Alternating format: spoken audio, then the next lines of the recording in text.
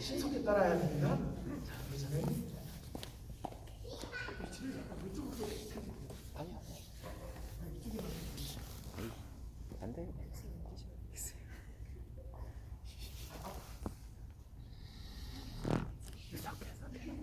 됐어, it's okay. 안녕하세요. 안녕하세요. 목사님이 특식이라고 했는데 너무 부담이 되네요. 제가 원래 뭐 음식을 이렇게 빨리빨리 막 해갖고 하는 거는 맛있게 잘 되는데 막 미리 막 국물을 몇 시간씩 내고 우리고 뭐 하다 보면 맛이 없어져요 오히려. 그래서 여러분 또 혹시 너무 기대하지는 마시기 바랍니다. 혹시라도 맛이 없을까봐 너무 걱정이 됩니다. 자, 잠깐 제가 기도하고 시작하겠습니다. 사랑의 하나님 아버지, 저희 또 안식일을 맞이하는 시간에 저희에게 함께 교회에 나와서 하나님의 말씀, 특별히 저의 삶 속에서 느껴졌던 하나님을 잠깐 나눌 수 있는 기회를 주셔서 감사드립니다. 하나님 여러 가지 다른 방법으로 우리에게 계속해서 말씀하고 계심을 저희들이 마음을 열고 귀를 열고 또 눈을 열어서 볼 수 있는 사람들이 될 수 있도록 도와주시고 특별히 말씀을 통해서 하나님의 음성을 듣는 시간이 될 수 있도록 도와주시기를 예수님의 이름으로 기도드렸습니다. 자, 먼저 우리 성경, 저는 오늘 이 뒤에 아무것도 준비해오지 않았기 때문에 여러분들이 전화나 또 성경을 펴서 성경을 하나 읽도록 하겠습니다. 이사야 43장 1절에서 3절입니다. 여러분들이 아주 많이 잘 들어서 알고 있는 말씀인데요. 다시 한번 읽도록 하겠습니다. 이사야 43장 1절에서 3절 말씀입니다. 야곱아, 너를 창조하신 여호와께서 지금 말씀하시느니라. 이스라엘아, 너를 지으신 이가 말씀하시느니라. 너는 두려워하지 말라.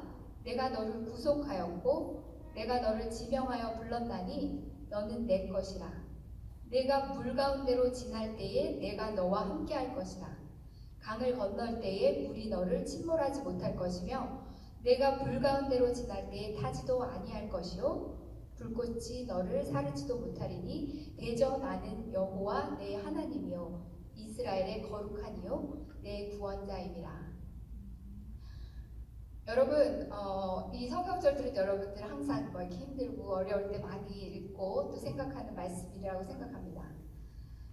자, 여러분 우리 교인 하나님을 믿는 사람들을 뭐라고 부르죠? 그리스도인. 또 뭐 여러 가지 칭호가 많이 있어요. 또 뭐죠? 하나님을 믿는 사람들? 신자? 배신자?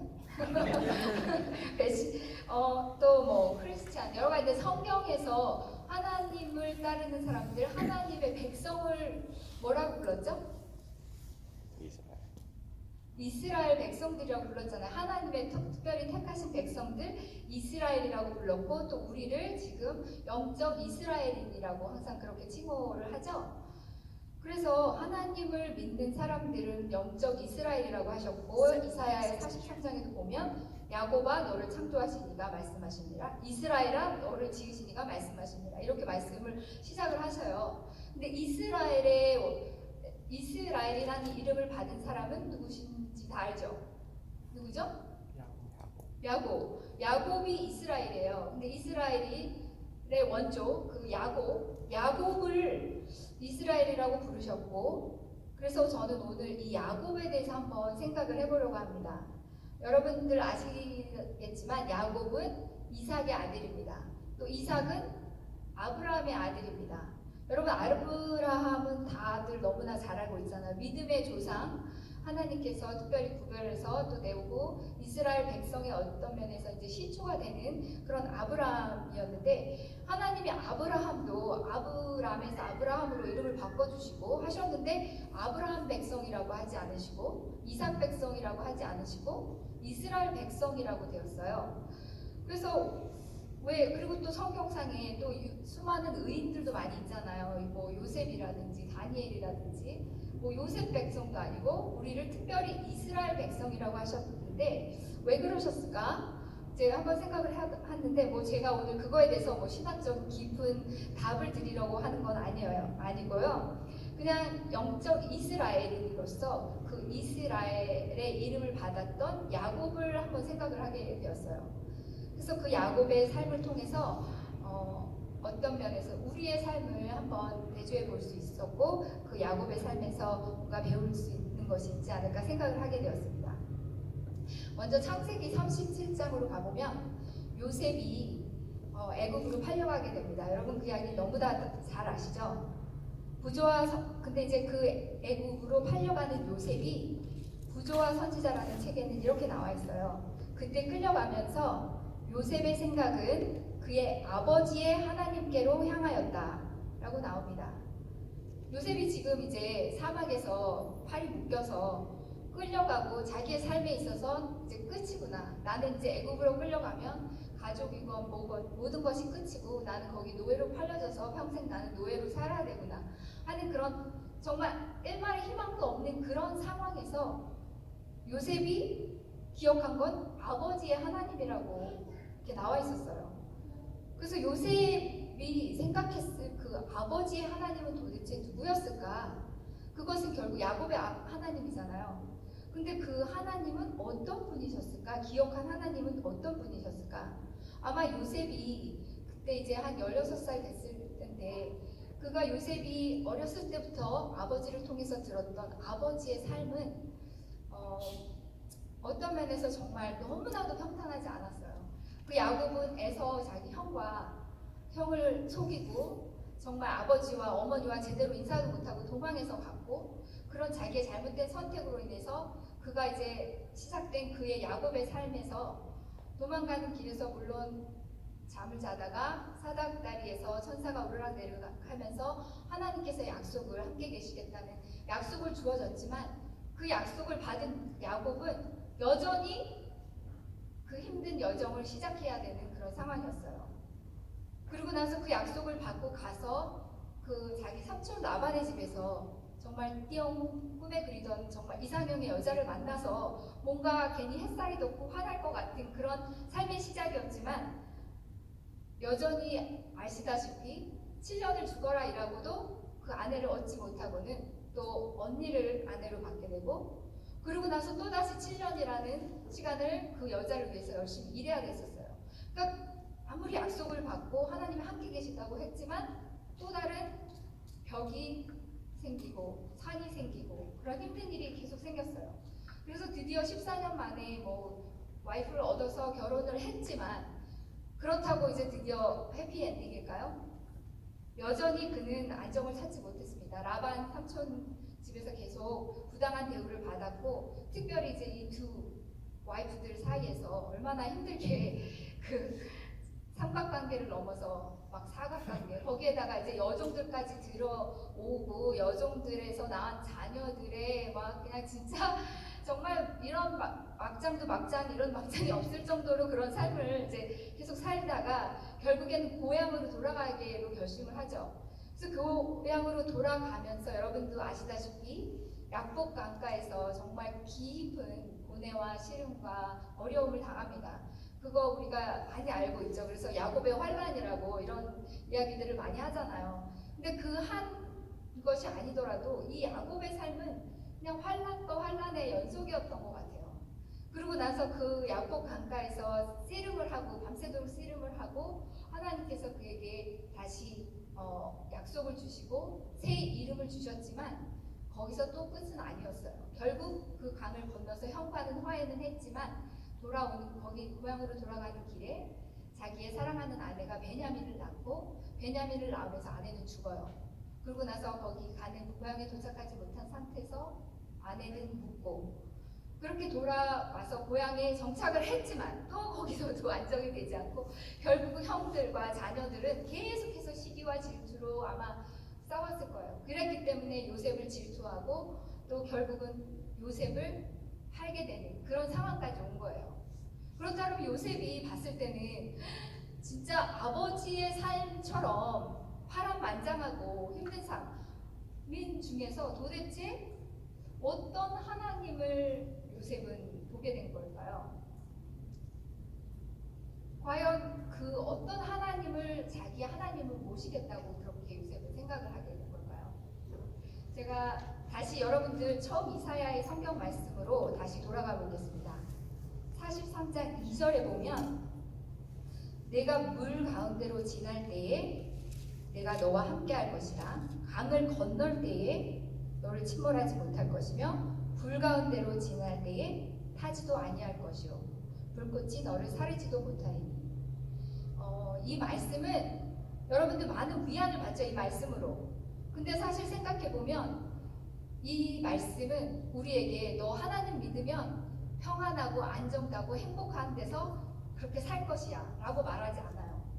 이 말씀은 너 물 가운데로 지날 거야. 그리고 너 강을 건너야 될 거야. 그리고 더 나아가서 불꽃이 불 가운데로도 지나게 될 거라고 말씀하시는 거예요. 그러니까 우리가 하나님을 믿으면 모든 것이 행복하고 안정되고 다 잘 될 것이라고 생각하지만 하나님은 그렇게 약속하지 않아요.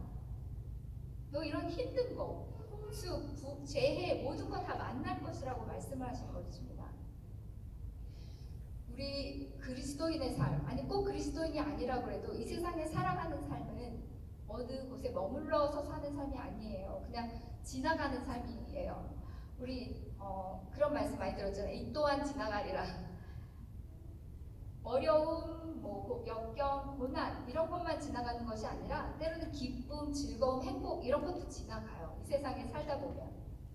그래서 시편 23편 4절에도 보면 내가 사망의 음침한 골짜기를 지날지라도 하면서 계속 우리가 무언가를 지나간다고 하십니다. 그리고 이스라엘 백성들이 광야를 지나갔고 하나님의 왕으로 부르심을 받은 다윗 역시 사울을 피해서 계속해서 골짜기, 광야, 산을 피해서 도망다니면서 죽음의 골짜기를 지나갔어야 했습니다. 하나님은 왜 특별히 하나님을 믿는 사람들에게 이런 말씀을 위로라고 하시는 것일까요? 아까 부른 광야를 지나며 라는 그런 말씀처럼 왜 꼭 우리를 그런 것을 지나야 된다고 라는 생각을 해보게 되었습니다. 여러분 프레임의 법칙이라는 거 들어보셨어요? 그 프레임의 법칙은 내 머릿속에 고정관념으로 이렇게 딱 굳어진 것이 어느새 틀이 되어서 그 안에서 모든 것들을 생각하고 거기에서 단정 짓고 판단하고 이렇게 사는 것을 이제 프레임의 법칙이라고 합니다. 이제 어떤 두 청년들이 교회를 오고 있었어요. 그래서 교회를 들어가면서 궁금한 것이 생겼습니다. 그래서 한 친구가 내가 가서 목사님한테 물어보고 올게 하고 한 친구가 목사님한테 갔습니다.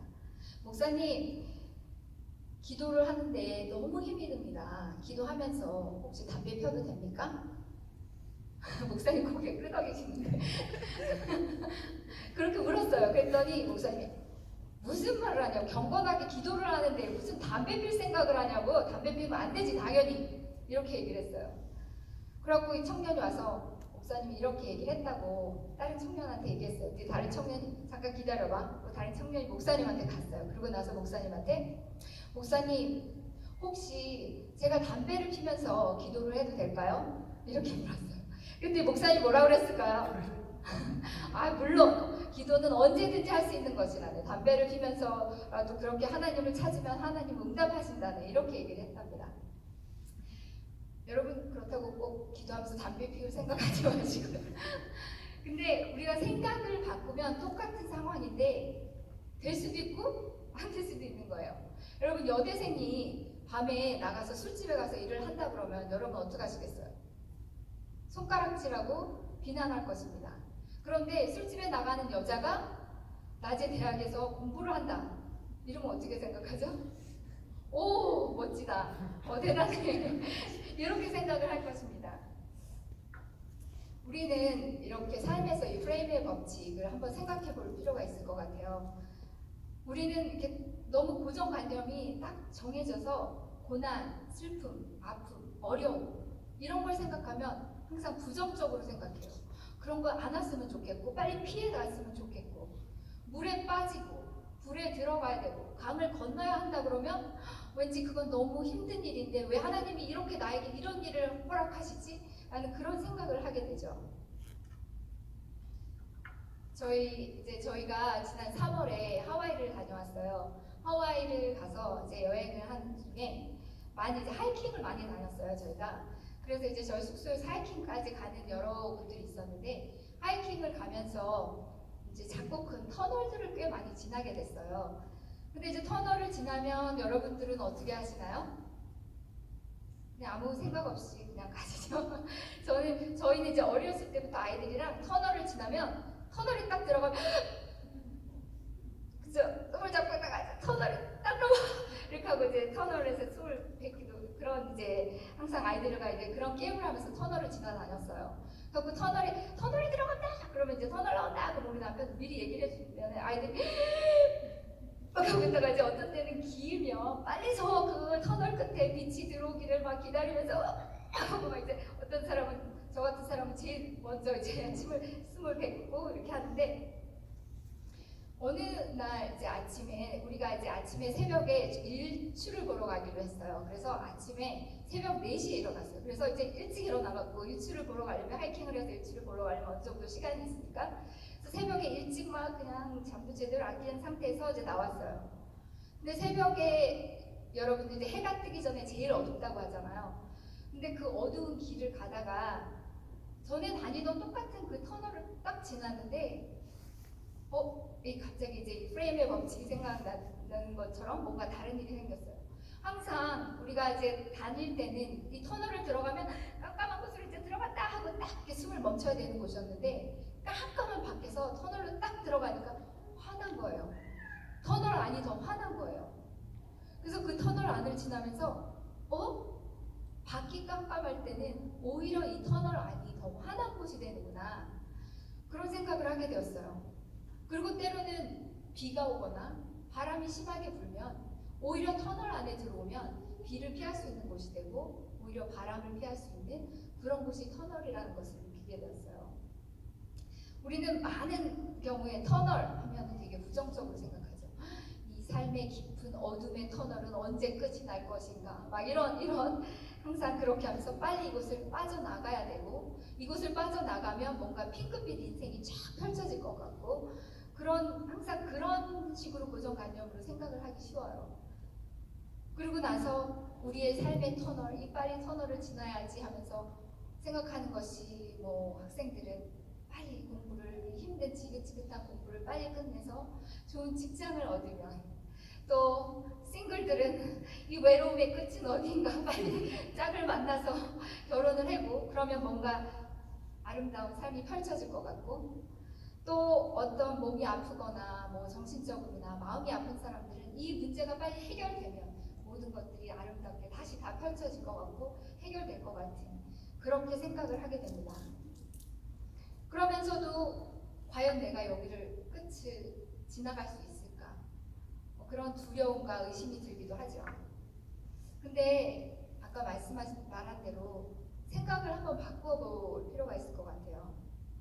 오히려 우리가 사는 이 세상은 어두운 곳이에요. 근데 많은 경우 사단은 그냥 이것만 지나면 더 밝은 곳이고 이것만 지나면 더 좋을 거고 막 이렇게 생각을 하게 만들어서 현실에 항상 불만을 갖게 하고 뭔가 다른 것들, 없는 것들을 잡으려고 하는 일이 많은 것 같아요. 그리고 특히 요즘 같은 세상은 정말 어둡죠. 정말 온난화로 온 세상이 몸살을 앓고 그냥 화재와 홍수와 그런 것들이 정말 너무 범람하고 있고 또 아프간 사태나 늘어나는 범죄 그리고 또 지금과 같이 이런 코로나 질병 누구도 예상하지 못했던 그 코로나의 질병으로 인해서 많은 것들이 바뀌었어요. 그래서 정말 이 세상은 어떤 면에서 항상 깜깜한 곳이에요. 근데 이런 일이 일어나지 않는다고 해도 이 세상은 깜깜한 곳이에요. 왜냐하면 죄악으로 이미 사단이 그렇게 어둡게 해놨기 때문이에요. 그래서 정말 하늘에 갈 때까지는 하늘의 그 완전한 빛에 들어가기 전까지는 이 세상은 어두운 곳이 수밖에 없는 것입니다. 그런데 이런 죄로 깜깜한 인생 속에서 우리의 고정관념을 뒤엎으면 우리가 지나가는 터널 같은 좁고 그런 길이 오히려 축복의 시간이 될 수 있는 것입니다. 그래서 여러분들 생각해보면 터널의 목적이 뭐라고 생각하세요? 터널을 지어놓은 이유는 때로는 때는 너무 산이 높아서 그걸 넘어가기가 힘들기 때문에 터널을 만들어 놓은 거예요. 너무 길이 굽고 험해서 지어 놓은 것이 터널입니다. 때로는 물이 너무 깊어서 거기를 건널 수 없기 때문에 터널을 만들어서 지나가게 해놓은 것이에요. 그래서 그 터널을 지나갔을 때는 이미 그 산을 다 넘지 않아도 어느 정도의 목적지에 도착할 수 있는 것이죠. 제 삶에 있어서 이렇게 가장 어려웠던 때가 언제였었냐면, 생각해보면 많지는 않지만 그래도 가장 어려웠었던 때, 힘들었을 때는 제가 이제 19살에서 20살이 그때에 1년 반을 호주에 가서 살게 되었었어요. 그때 이제 여러 가족들과 다 떨어져서 혼자서 이제 여러 가지 다른 이유로 인해서 호주에 가게 됐었는데, 호주에 가서 저희들이 계획하고 생각한 것들이 계속 안 되는 거예요. 그래서 혼자서 곳에 떨어져 살면서 앞으로 어떻게 될지 모르는 상황에서 매일 뭔가를 기대하고 기도하면서 막 그렇게 살 때가 있었어요. 근데 그 당시, 지금 생각하면 별거 아닐 수도 있는데 그 당시 때 저에게는 그게 모든 것이었어요. 그래서 너무 힘들어서 뭔가를 신청했는데 또 안 되면 너무 실망하고 슬퍼서 막 이렇게 울고, 가족들이 그리워서 울고 막 이렇게 힘들 때 진짜 이렇게 마음이 아프다고 그러잖아요. 마음이 아프다고 여러분 뭐 heartbreak 한다고 그러잖아요. 근데 그게 진짜로 마음이 아프다는 게 그냥 진짜 이렇게 누가 이렇게 쾅 쳐서 실질적으로 아픈 것 같이 아팠었어요. 그래서 마음이 아픈 게 이렇게 실질적으로 나타날 수 있게 아플 수 있구나라는 걸 느낄 정도로 아팠었는데, 그런 아픈 그 1년 반 동안의 시간이 지금 지나고 나면 어떤 면에서는 길다면 길고 짧다면 짧지만 그 터널을 지나왔는데, 그 터널이 없었다면, 그 터널을 내가 지나오지 않았다면 나는 아마 산을 헤매다가 길을 잃어서 여기에 와 있지 않을 수도 있고, 길을 꼬불꼬불 하다가 완전 다른 데 가 있을 수도 있겠다라는 그런 생각을 하게 되었어요. 그러면서 내가 그 살아가는 우리 터널에 하나님은 그 터널을 지나갈 수 있게 분명히 뭔가를 준비해 놓으셨어요. 그것이 무엇일까요? 터널에는 꼭 하나 있는 것들이 있더라고요. 그곳에는 이런 불빛이 있었어요.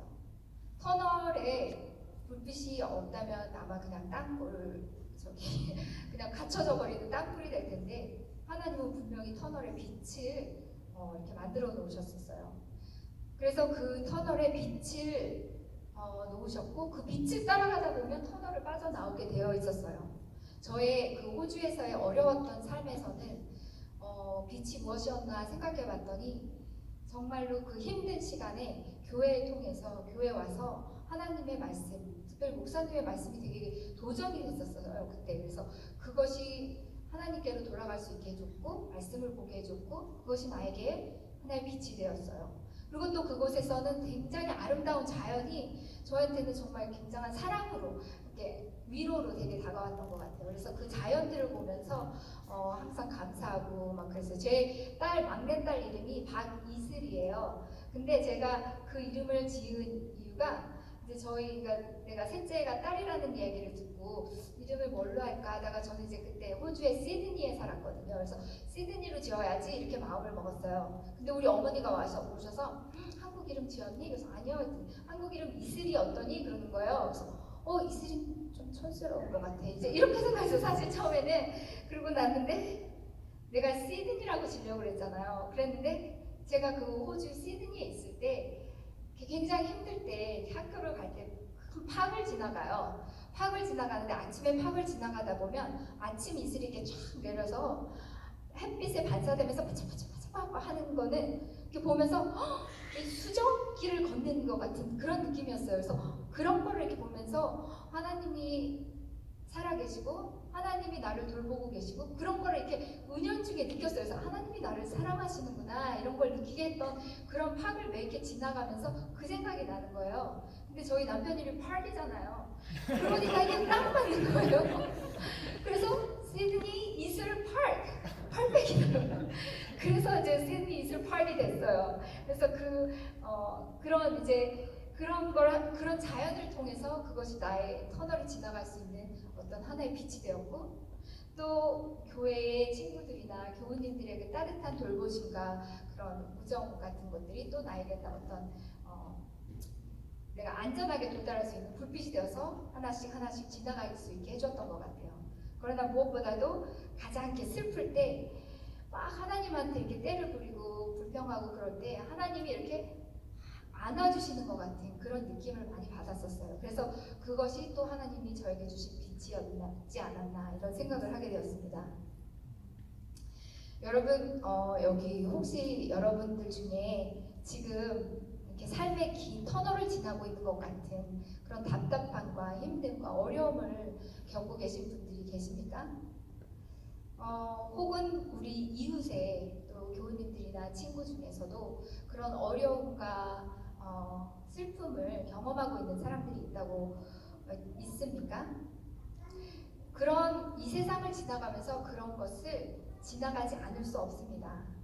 그런데 그 터널을 지나가면서 오히려 밖에 깜깜한 데 이 터널 안에서 더 밝은 빛을 볼 수 있었으면 좋겠습니다.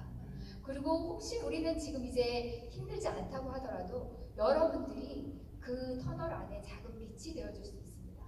여러분들의 작은 미소, 친절한 말, 따뜻한 말, 그리고 맛있는 음식, 그리고 좋은 말씀, 이런 모든 것들이 우리에게 서로에게 그 빛으로 우리가 그 터널을 지나가게 해줄 수 있는 그런 빛이 될 수 있는 것입니다. 그리고 그래서 우리가 이 터널에 들어온 사람들이 서로에게 정말 비를 피할 수도 있고 바람을 피할 수도 있고 그리고 언젠가는 그 지름길, 그 길로 목적지에 다다를 수 있게 해줄 수 있을 것 같습니다. 그리고 무엇보다도 이런 모든 것이 다 없다고 하더라도 하나님의 말씀은 참빛이 되어주십니다.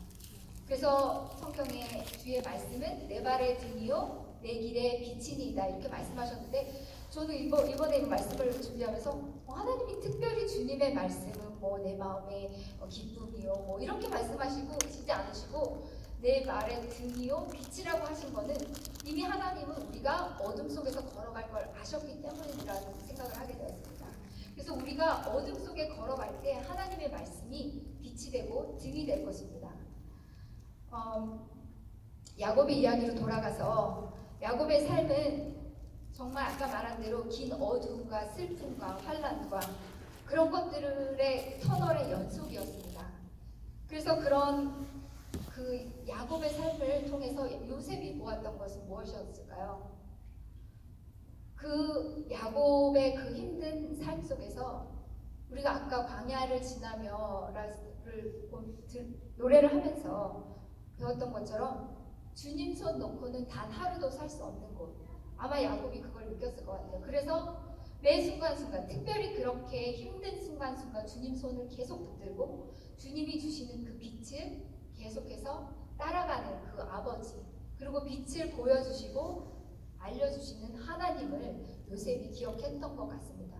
그래서 요셉은 그 자기가 끌려가는 그 힘든 상황에서 아 맞아 아버지가 이렇게 힘든 상황에서도 계속해서 하나님을 붙들었었지. 나도 이제 앞으로 정말 어떻게 될지 모르는 그 상황에서 나는 내 아버지가 붙든 하나님을 나도 꼭 붙들어야지 그런 결심을 하지 않았나 생각이 듭니다. 여러분 뭐 제가 오늘 세상이 너무 어둡고 깜깜하다고 얘기하니까 혹시 너무 실망되시나요? 여러분 한번 동방 박사들을 생각해 보세요. 동방 박사들은 아기 예수님을 만나러 가기 위해서 별을 보고 갔습니다. 그들이 보았던 별은 밤에만 반짝여요. 낮에는 오히려 쉬었어야 했어요. 그들은 밤이 길면 길수록 깜깜하면 깜깜할수록 별은 더 빛났고 그 빛 때문에 더 예수님께로 더 가까이 갈 수 있었습니다. 우리가 긴 터널을 지나야 한다고 어둡고 왠지 힘들 것 같은 이 터널을 지나야 한다고 두려워하지 않았으면 좋겠습니다. 터널이 길면 길수록 깜깜하면 깜깜할수록 그 안에 빛은 더 밝게 빛나고 터널을 지났을 때 우리는 더 큰 산을 이미 넘어온 것이고 더 빨리 그 목적지에 도달한 것이라는 것입니다. 음악을 틀어주세요. 저는 이 말씀을 준비하면서 여러분들에게 작은 빛을 하나씩 나눠드리겠습니다. 여러분들 이 야광 불빛 다 아시죠? 이 야광 불빛은 빛을 받은 후에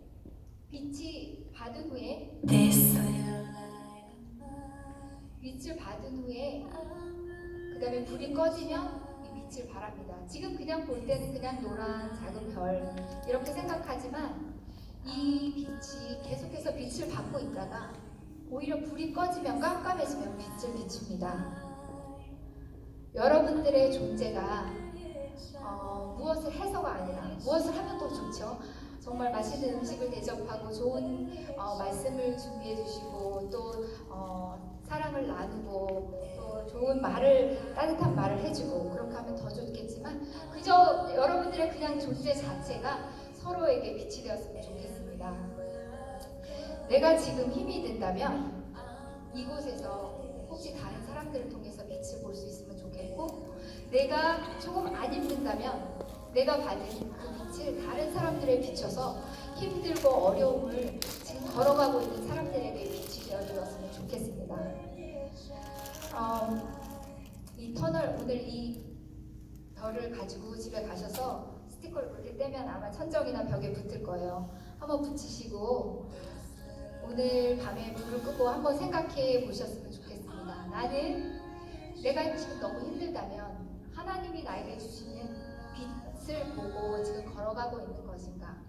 아니 내가 늘 힘들다면 나는 다른 사람들에게 빛으로 다가가고 있는 것인가? 생각하시면서 다시 한번 매일매일 깜깜한 밤이 될수록 빛이 더 빛난다는 거 생각하시면서 여러분들의 삶을 하나님께서 원하시는 빛으로 쓰시기를 간절히 기도드립니다.